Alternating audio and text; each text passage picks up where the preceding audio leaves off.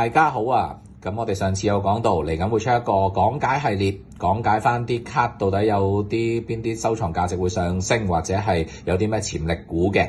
咁我哋而家事不宜遲，馬上開始。咁我哋今日會首先講翻入門版到底喺收藏嘅角度啊，我哋一開始要點樣分別先？係啦，咁一開始咧，大家會見到我哋呢度咧會有分兩批唔同嘅卡咁樣啦。咁先講咗呢啲，我哋俗稱叫做窩卡。咁開卡包就會即刻一開就出到嚟㗎啦。咁通常嚟講咧，如果我哋見到啲周不時爛大街，周街都有啊。阿小智話齋野狗咁樣，周街都係嘅。咁我哋其實就咁樣張卡擺咗喺度，冇乜所謂啦，反正隨便都有㗎啦。咁有啲我哋見到，咦，好似靚啲喎，唔同啲喎。咁我哋通常就會攞個卡套將佢入住佢啦。咁咧就會令到佢可以保障到，唔使會有可能受潮會整到巢或者係彎曲等等嘅。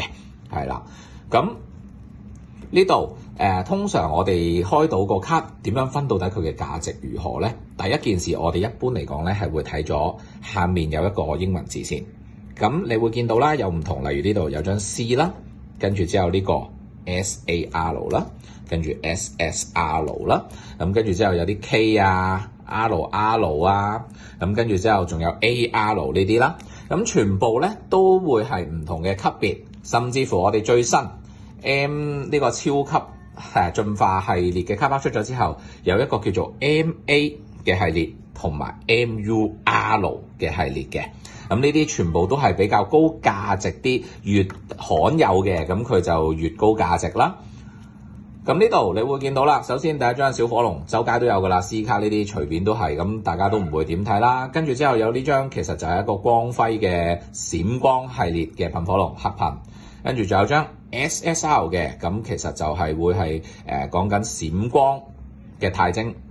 跟住之後其他有啲 SAR 嗰啲啦，咁大部分嚟講咧，我哋都係根據佢個級別嚟到去計個價值嘅。不過嗱，大家會見到點解我會突然之間擺咗兩張一模一樣，但係有張係日文版，有張係中文版嘅出嚟咧？咁其實咧喺版本上高會有少少嘅分別嘅。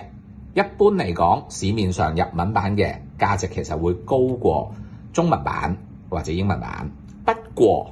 喺某啲情況之下會唔同，個原因係因為佢哋嘅開卡機制喺日文版當中，每一盒完整嘅卡開出嚟，佢係會有保底嘅。一盒入面基本一定會有3張 RR 級別嘅卡，有3張 AR 級別嘅卡，有1張 SR 或者以上嘅級別嘅卡。咁甚至乎有多啦，咁爆配嗰啲不作討論啦。但係喺英文版同中文版當中，特別係英文版啊嚇，佢哋係冇保底呢個機制嘅，所以喺英文版你開到 RR 或者 AR 甚至乎 SAR 係一個特別大獎嚟嘅。咁嗰啲時候佢嘅價值就自然會比起一般升得更加高啦。咁而中文版好似呢度咁啦，我會特登拎出嚟就係因為喺中文版嘅加值組合，烈焰地獄 X 當中嘅加值組合裡面咧，佢係有一張特別嘅 promo 卡係超級噴火龍 X 嘅，而嗰張 promo 卡比起一般嘅 RR 卡嘅價值係會高出5倍甚至10倍添，係啦。咁如果唔係嘅話，一般嚟講咧，我哋通常見到咧，一定係會好似我呢兩張咁，一張 MA 嘅。靚嘅同埋一張 MUR 嘅，咁我哋先至會係一個比較高收藏價值嘅一張卡嚟嘅。咁喺呢啲時候咧，我哋除咗用卡套之外咧，亦都會好似我咁啦，就會攞少少卡盒嚟到裝住佢，防止佢會屈曲或者係受潮。好，咁講完窩卡啦，我哋就到呢個鑑定卡。咁通常咧，我哋完咗即係如果你話見到有啲窩卡係真係覺得佢好值得收藏嘅，咁我哋會送去一啲評分機構度等佢評級。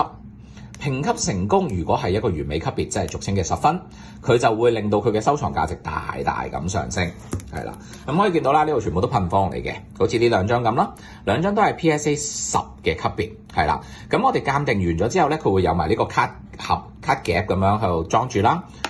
咁你見到㗎，哼落去都唔係幾驚，你只要唔係好暴力咁樣摧毀佢嘅話，其實佢唔會有任何嘅損毀嘅。咁而你會見到咧，佢哋嘅邊咧都係自中，最盡個比例咧，其實個邊嘅比例有可能真係4.5到5.5嘅啫，係唔會超過呢個情況。而同時後面係唔會出現白點折痕嗰啲，咁先至可以評級到做一個叫做完美嘅評級10分嘅，係啦。咁除此之外啦，如果你話除咗想鑑定完之後，仲想再升多啲價值，可以點呢？咁嗱，你會見到啦，仲有一個情況就係我哋叫連號嘅一個情況。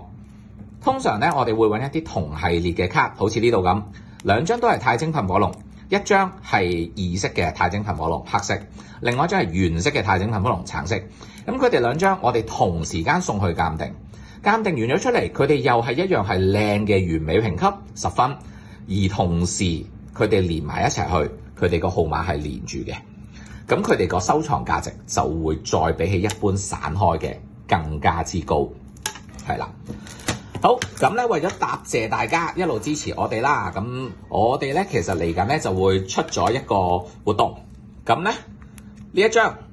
樹蔭底下瞓覺嘅噴火龍，我哋會做一個抽獎活動。嚟緊喺我哋嘅 IG 嗰度會出一個 post， 咁大家喺嗰個 post 嗰度 like、comment 同埋 share。comment 嘅時候踢翻你嘅3個朋友，咁我哋咧個活動會做到1月31號。1月31號我哋會由所有嘅留言當中抽選1位出嚟，直接送呢張噴火龍俾佢嘅。咁但係大家可能話唔夠喎，咁我哋咧亦都有加碼活動嘅，只要我哋個 IG page 嗰度